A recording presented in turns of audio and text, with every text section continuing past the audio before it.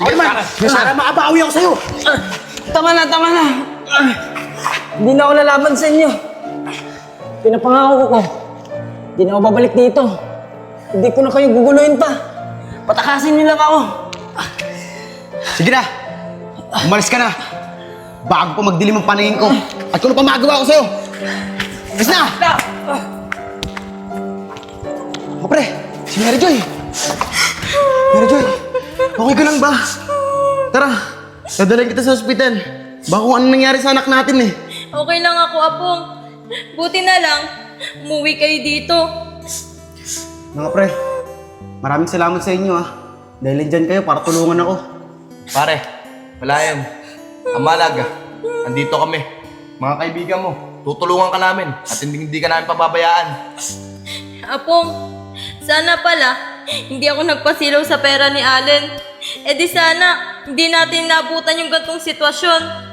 Medjoy, huwag ka mag-alala. Simula ngayon, hindi na babalik dito si Allen. At huwag mo na siyang pag-iisipin.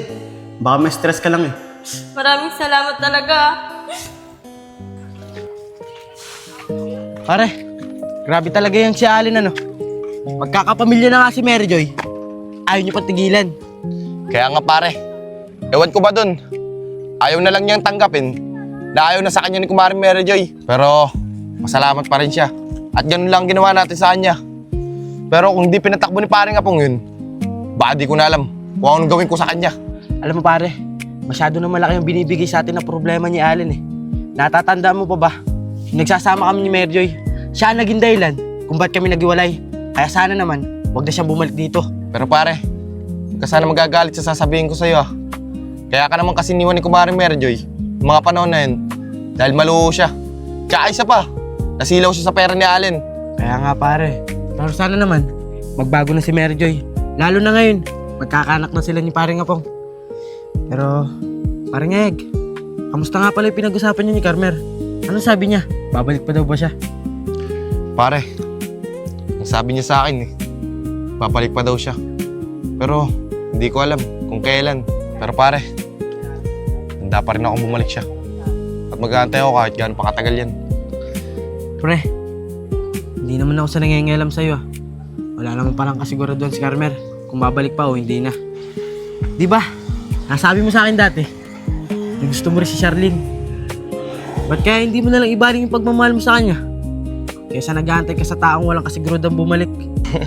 Oscar, nung mga bata pa tayo nun, tignan mo si Charlene ngayon no? Ang ganda-ganda niya. Kaya imposibleng walang boyfriend yun. Tsaka malabo kang pumasa doon. Ikaw talaga, puro kakalokohan. Tara na nga. Tara na pre. Ikaw kasi.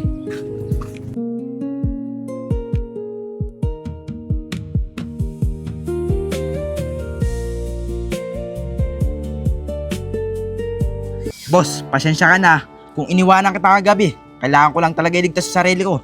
Pero boss, kung di lang talaga ako naunahan yung malaki na yun, may paglalagyan talaga sa akin yun. Pagkakalagyan ka dyan. Alam mo, Igoy, puro ka naman ganyan eh. Pagkaharap natin sila, wala ka nang magawa. Sayang lang yung binabayad ko sa'yo. Siguro, maghahanap na lang ako yung buo ang loob. Eh boss, nandito naman ako ah. Buo ang loob ko. Sadyang nauunahan lang talaga ako nakapreng yun. Pero boss, anong plano mo? Sige. Ganitong plano natin. Maglaylo muna tayo at makipagkaibigan tayo sa kanila. At darating ang araw, mapasakamay ko si Mary Joy. Tama ka nga dyan boss. Magaling ka mag-isip. Sige, tara na. Tara.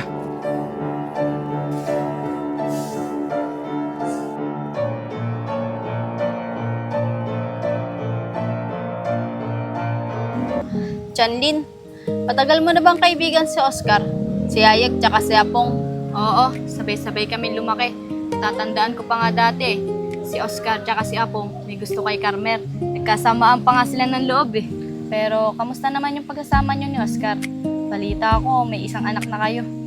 Okay lang naman yung pagsasama namin ni Oscar. At may isa na nga kaming anak. Alam mo ba, yung mga panahong wala ka dito, ang dami nangyari. Hindi talaga ako yung unang minahal ni Oscar. Si Mary Joy. Ano? Anong ibig mong sabihin marami nangyari? Pwede ba, Mariel? Kwento mo sa akin. Dati kasi, mahal na mahal ni Oscar si Kumaring Mary Joy. Kaso, masyado siyang maluho. Hindi siya marunong makontento sa kunong binibigay sa kanya. Sumama pa nga siya kay Allen eh. Akala niya, gaganda yung buhay niya dun. Kabaliktaran pala lahat na nangyari. Allen, sino yun Mariel? Di ko siya kilala. Si Allen, mapera yun. Di ko nga alam eh kung saan nanggagaling yung pera nun. At doon niya dinaan si Mary Joy. Kaya sumama siya sa kanya. At iniwan niya si Oscar. Pero Mariel, paano naman naging kayo ni Oscar? Nung panahong niloloko kasi siya ni Mary Joy, ako yung nakasaksi. Kahit niloloko na siya, nagbubulag-bulagan pa rin siya. Ganun niya kamahal si Mary Joy. Kaya nung iniwan siya, ayun, naging kami. At kaming dalawa yung nagsama. Nagustuhan ko kasi yung pagiging humble ni Oscar. Buti na nga lang eh, yung pagmamahal niya kay Mary Joy, naibaling na niya sa akin. Kumaring Mariel, Charlene, kayo pala. Sinabi na ba sa'yo ni paring Oscar yung nangyari kagabi? Oo, nakwento na sa akin yun ni Oscar. Yung talagang si Allen, ay tigilan si Mary Joy. Chanlin, dyan ka na. May kausap ka naman na eh. Gagawin pa kasi ako sa bahay. Sige Mariel, sa susunod na lang tayo mag-uusap. Yayag, ano yung nangyari kagabi? Kagabi kasi, nakita namin si Allen at yung kasamaan niya. Hinihila si Kumaring Mary Joy at pinipilit na sumama sa kanila. Buti na lang talaga. Walang nangyaring masama sa kanya. Buntis pa naman siya. Hindi ko naman kilala yung Allen na sinasabi niyo eh. Huwag na nga natin pag-usapan yan. Pero Yayag, totoo ba yung sinasabi ni Apong? Na may gusto ka kay Carmer? Paring Apong kasi, sinabi pa. Pero, aamin na ako sa'yo. Oo, may gusto nga ako sa kanya. At inaantay ko nga yung pagbabalik niya eh. Eh ikaw naman, kamusta ka na? Sa ganda mong yan, posibleng wala ka pang boyfriend. Nagka-boyfriend ako, pero niloko ko. Babaero yun eh. Mahal na mahal ko pa naman siya. Charlene, pwede ko ba malaman kung anong pangalan ng naging boyfriend mo? Nako, hindi na. Hindi mo na kailangan alamin. Dahil ayoko na maalala yung pangalan ng mokong na yun. Bakit kaya may mga ganun lalaki? Ang ganda naman nagiging jowa nila. Katulad mo, ang ganda mo at mabait pa. Pero kung ako naging jowa mo, hindi ko gagawin sa yun. Kaso, may inaantay akong babaeng bumalik eh. Ganyan naman lagi sinasabi ng mga lalaki. Kaya Yayag, di na ako maniniwala sa mga sinasabi mo. Diyan ka na nga. Baka hinahanap na ako ni Pinsan. Ang ganda talaga ni Charlene ngayon. Ibang iba siya sa dati.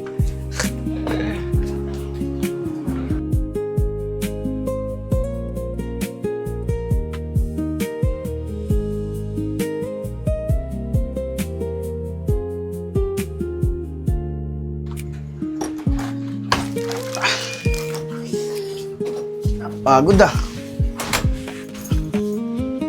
Mahal, teka. Kanina itong mga gamit na to.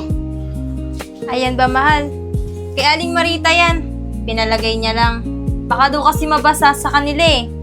Pero, kamusta yung trabaho mo? Di ka ba masyado napagod? Ay naku, mahal. Nakakapagod. Napakabigat ang trabaho dun. Alam mo naman sa construction, bara-bara.